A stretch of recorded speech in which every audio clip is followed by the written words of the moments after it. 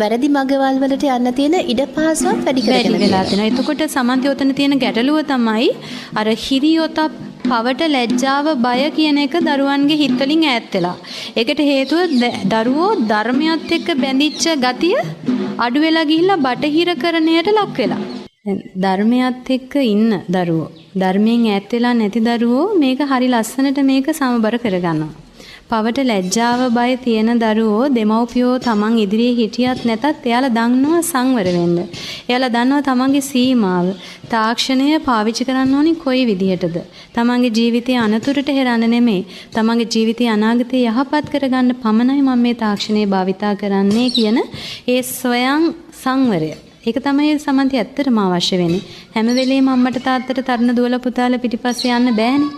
එතකොට මේකෙදී දරුවෝ විනාශ වෙනවද නැද්ද ප්‍රශ්න හදා ගන්නවද නැද්ද කියන එක තීරණය වෙන්නේ ඇත්තටම Tamanට තියෙන දැක්මත් එක්ක. ධර්මානුකූලව තිබෙන දැක්මත් එක්ක. ළඟ බලන්නේ නැතිව, ළඟ තිබෙන ආස්වාදයට හිත වහල් කරගන්නේ නැතිව දුර බලලා Tamanගේ අනාගත ඉලක්කය වෙනුවෙන් මේ තමන්ගේ ඉදිරියට එන දේවල් වලට මම හිත වසඟ කරගන්න දෙන්නේ නැහැ.